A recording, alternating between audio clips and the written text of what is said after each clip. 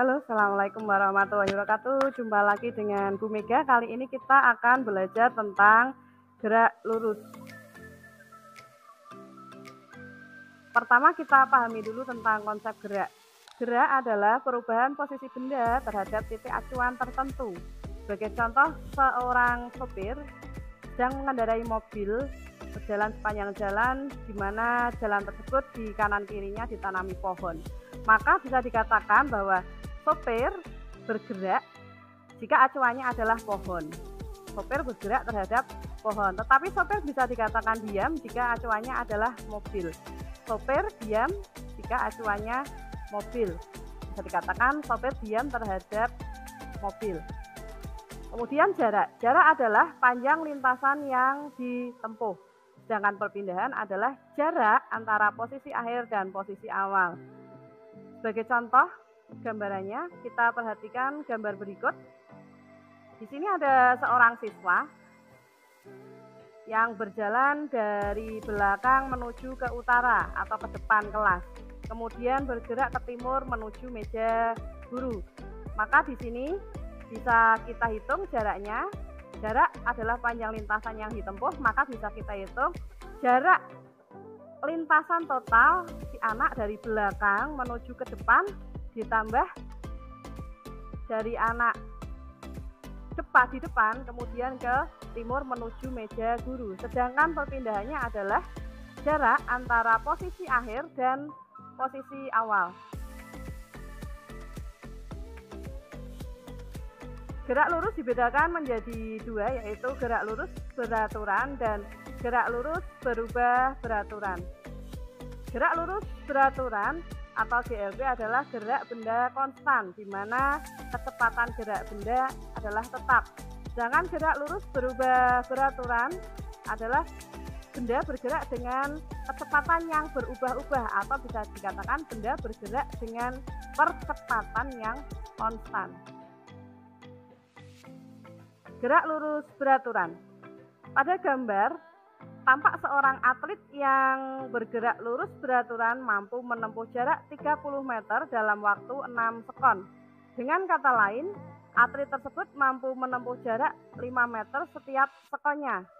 Kemampuan atlet dalam menempuh jarak S tertentu setiap sekonnya T disebut kelajuan.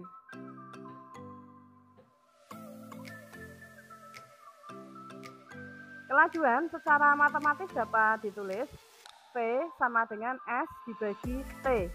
Dengan V adalah kelajuan, satuannya meter per sekon, S adalah jarak, satuannya meter, dan T adalah waktu, satuannya sekon.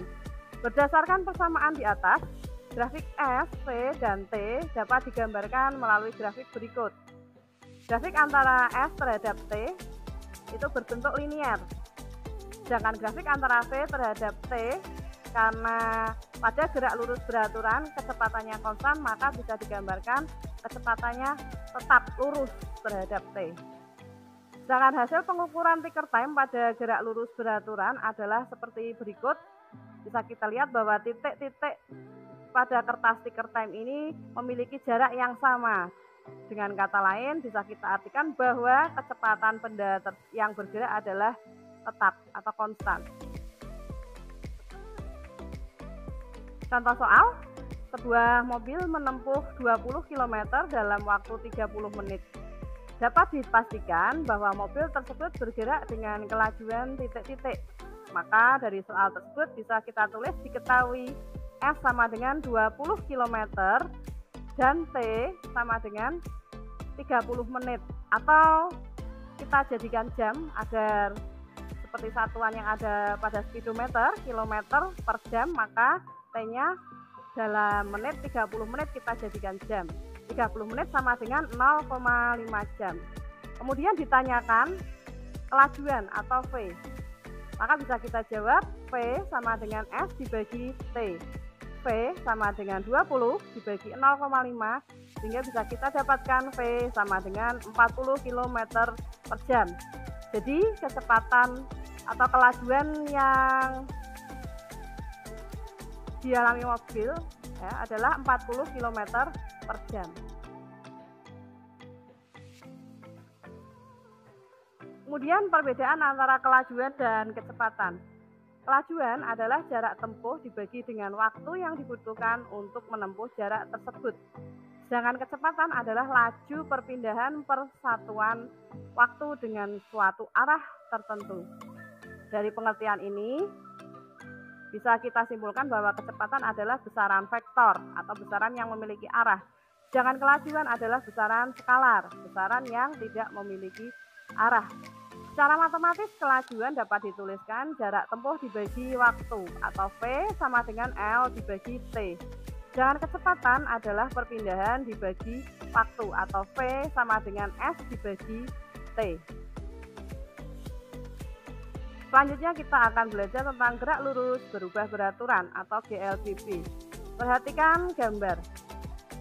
Gambar di bawah ini menunjukkan mobil yang sedang bergerak menjauhi lampu lalu lintas akan dipercepat. Sedangkan saat mendekati lampu lalu lintas akan diperlambat. Percepatan dan perlambatan mobil tersebut dengan mudah dapat diamati dari adanya perubahan kelajuan mobil yang ditunjukkan pada jarum speedometer atau angka yang muncul di GPS. Secara matematis, percepatan dapat dirumuskan sebagai berikut. A sama dengan delta V dibagi delta T, dengan delta V sama dengan VT dikurangi V0, di mana A adalah percepatan satuannya meter per sekon kuadrat, delta V adalah perubahan kecepatan satuan meter per sekon, delta T perubahan waktu satuannya sekon, VT kecepatan akhir satuannya meter per sekon, V0 adalah kecepatan awal satuannya meter per sekon. Sedangkan hasil pengukuran ticker time pada gerak lurus beraturan dapat kita amati pada gambar berikut. Agar lebih memahami, mari perhatikan contoh soal berikut. Sepeda motor bergerak dengan kecepatan 28 km per jam. Dalam waktu 6 sekon, kecepatannya menjadi 16 km per jam. Percepatan rata-rata yang dialami sepeda motor adalah diketahui V0 sama dengan 28 km per jam. Kita jadikan meter per sekon sama dengan 7,78 meter per sekon. Delta T sama dengan 6 sekon. VT sama dengan 16 km per jam sama dengan 4,44 meter per sekon. Ditanyakan percepatan A. Maka bisa kita jawab A sama dengan delta V dibagi delta T. Terlebih dahulu kita hitung delta V-nya. Delta V sama dengan VT min V0 sama dengan 4,44 dikurangi 7,78 sama dengan minus 3,34 meter per sekon. Nah, maka bisa kita masukkan ke rumus A sama dengan minus 3,34 dibagi 6. A sama dengan min 0,55 meter per sekon. Nah, catatan tanda minus yang ada pada jawaban pada A, pada percepatan ataupun pada delta V itu menunjukkan bahwa gerak merupakan gerak GLBB diperlambat. Sekian dari Bu Mega. Wassalamualaikum warahmatullahi wabarakatuh.